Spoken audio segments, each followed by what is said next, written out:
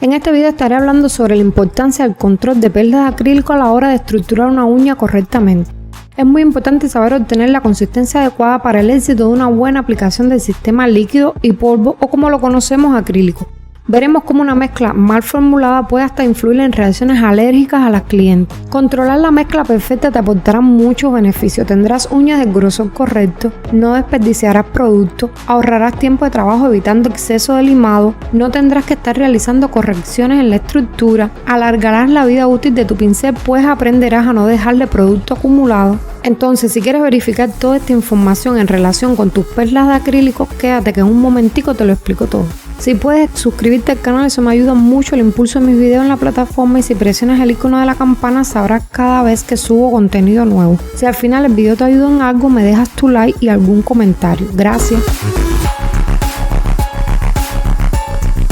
Cuando nos iniciamos en las uñas de acrílico, una de las cosas más complejas es conseguir la mezcla adecuada de monómero y polímero. Debemos tener en cuenta que la consistencia está determinada por la cantidad de polvo mezclado con el monómero líquido. Les voy a hablar desde mi experiencia. Me pasó que en muchos cursos daba una parte que es el control de perlas y veía esa hojita de práctica con esos circulitos y en muchas ocasiones no le hacía ni caso, o pensaba que era una pérdida de tiempo estar haciendo eso y creía que no me iba a ayudar. Yo lo que realmente quería era hacer una uña correctamente, pero lo que en ese momento no entendía es que como mismo un niño necesita gatear para luego ir teniendo la estabilidad que necesita para caminar, un buen control del producto y de saber tomar y colocar las perlas adecuadas iba a darme luego el éxito de unas uñas correctamente estructuradas. La teoría dice que si la mezcla está realizada correctamente al momento de crear nuestra perla, tendremos garantizada una excelente retención, fuerza y resistencia. También claridad, prevención de sobreexposición y una correcta curación. Desmenuzando este contenido de la teoría, tenemos toda la importancia del control de perla en la palabra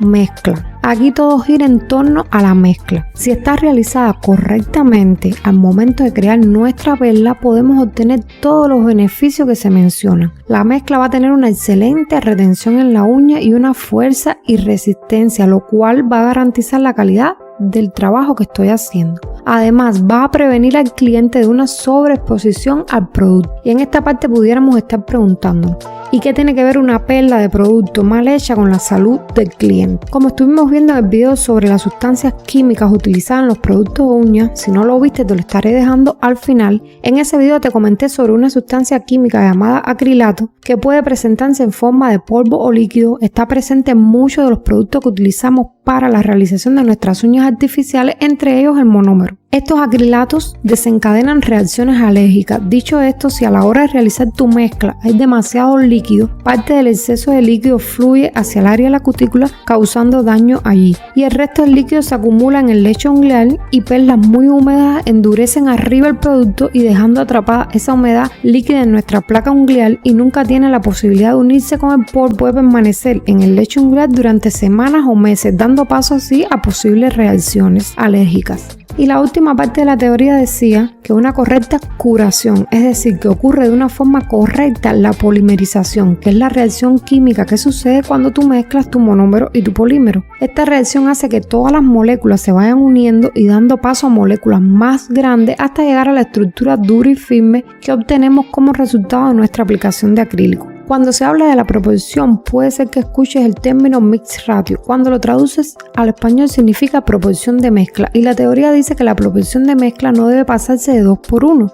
Por eso dicen que la clave para hacer perlas de acrílico perfectas está en dominar esta proporción de acrílico en polvo y acrílico líquido. Ya muchos productores especifican esa proporción en el líquido cuando te lo venden, y por ahí debes guiarte por la proporción que te dé el fabricante. En estos momentos no tengo una medida tangible para darte que puedas aplicar exactamente a la hora de tomar la perla, pero esto va mucho en la técnica de carga y descarga del líquido del pincel y la correcta toma del polvo. Por eso es que esta práctica del control de perla es fundamental para que automáticamente sepas cómo proporcionar tu producto. Para saber si vamos por un buen camino cuando creamos la perla, debemos guiarnos por la apariencia, la sensación y el color que tiene. Cuando observamos la perla debemos prestar atención y asegurarnos de que todo el polvo se absorbe en el líquido. Mirar que no haya exceso de polvo en los bordes de la perla. La perla que tenga esta apariencia demasiado firme, seca y se le vea mucho polvo no está correcta para aplicar. Mejor desecharla y comenzar nuevamente, porque es un error tomar líquido y tratar de mojarla y querer suavizarla para volver a moldearla, pues es imposible revertir el proceso de polimerización. Una vez que comienza, cada etapa sucede una a continuación de la otra en fracciones de segundo. Si quieres profundizar sobre las fases de polimerización y ver cómo influye en el proceso de construcción de tu estructura, al final te estaré dejando un pequeño video que hice sobre este tema. Entonces, siguiendo con el aspecto de las perlas, si encuentras muy brillante y húmeda una perla, métela de nuevo en el polvo o deséchala, si no dará lugar a burbujas, agrietamientos y levantamientos. Además, el exceso de líquido quedaría en la placa unguial encapsulado debajo de la aplicación que estamos realizando y, como te había comentado, va a dar paso a posibles alergias por sobreexposición del producto. La perla perfecta mantiene su consistencia, es movible pero no líquida. No se derrite, permanece en forma de bola, no está seca como para tener polvo. Un buen consejo es tener paciencia al momento de colocar la perla sobre la uña y esperar